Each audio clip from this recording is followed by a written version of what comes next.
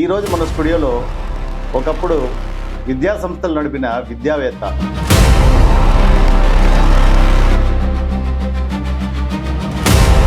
అలాగే సినిమా రంగంలో సినిమాలను ప్రొడ్యూస్ చేసిన ఒక ప్రొడ్యూసర్,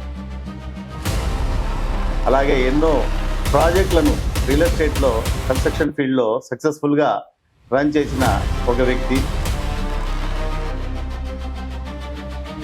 ప్రస్తుతం చిత్తూరు ఎమ్మెల్యేగా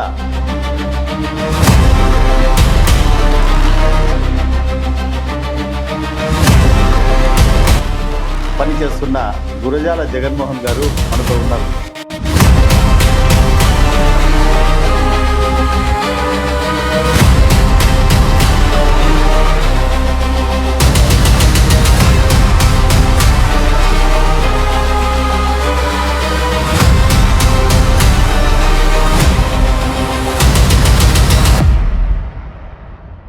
మీరు తంబల్లపల్లిలో రాజకీయ చక్రం తిప్పారు.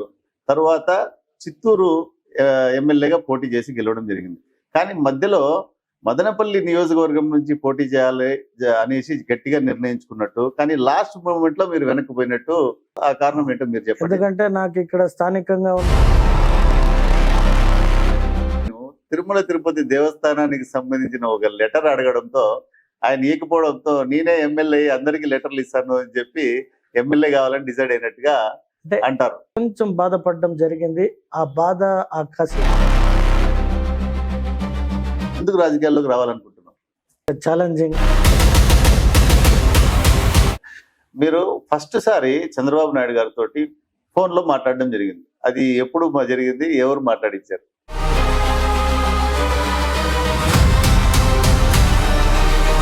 మంత్రాలను తంత్రాలను కూడా విపరీతంగా నమ్ముతారు అని చెప్పి అంటూ ఉంటారు అనమాట. అది ఎంతవరకు నిజం? 40 years ఏం జరిగింది అని చెప్పగలిగిన ఒక వ్యక్తి. మీరు ఒక్కసారి వేసిన షర్టు ప్యాంటు మళ్ళీ రిపీటెడ్ గా అయ్యారు అని అంటూ ఉంటారు. అది ఎంతవరకు నిజం? అంటే ఈ గ్రీవెన్స్ లో మీరు ఏవైతే ప్రజల ప్రాబ్లమ్స్ ని రిజాల్వ్ చేస్తున్నారో అవి 100% సాటిస్ఫాక్షన్ గా ఉన్నారా మీకు? 100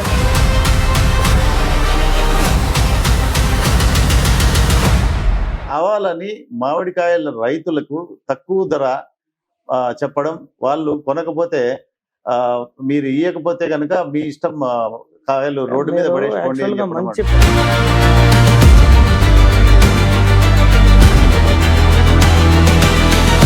చిత్తూరు నగరంలో, చిత్తూరు నియోజకవర్గంలో చుట్టుపక్కల బెంగళూరు నుంచి నాకున్న కాంటాక్ట్స్ తోటి సాఫ్ట్వేర్ కంపెనీస్ తీసుకొస్తానని చెప్పి గతంలో చెప్పడం జరిగింది. సో రాబోయే ఒక సంవత్సరంలో ఏం డెవలప్మెంట్స్ చూడొచ్చు అంటారు?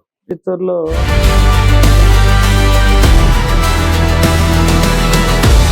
20 లక్షల ఉద్యోగాల్లో ఎంత అచీవ్ చేసినాము అని అంటే ఏం చెప్పగలుగుతారు? ప్రభుత్వం వచ్చిన తక్షణం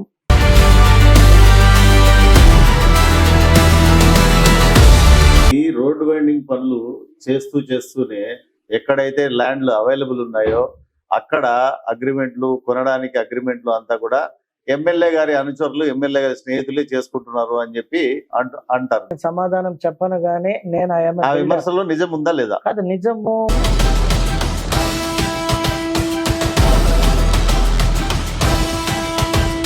అయితే చిత్తూరు నియోజకవర్గంలో ఎన్నో సంవత్సరాల నుంచి తెలుగుదేశం పార్టీలోనే పని చేసిన సీనియర్ నాయకులు ఓన్లీ రిబ్బన్ కటింగ్ వరకు మాత్రమే ఎంటర్టైన్ చేసి మళ్ళీ వాళ్ళను కూడా పట్టించుకునే పరిస్థితి. ఈ భావనలో పట్టించుకోవడం అంటే వాళ్ళ ఇంటికి కూడా వెళ్ళి తిని పడుకోవాలా? కట్టమంచి చెరువులో మట్టి కావాలంటే ఎవరైనా ప్రజలు తీసుకువెళ్ళొచ్చు అని, కానీ దాంట్లో సగానికి పైగా మట్టి మీరు చేస్తున్న వెంచర్కే తోలుకున్నారు అని చెప్పనేసి అంటున్నారు. దాంట్లో నిజమెంత?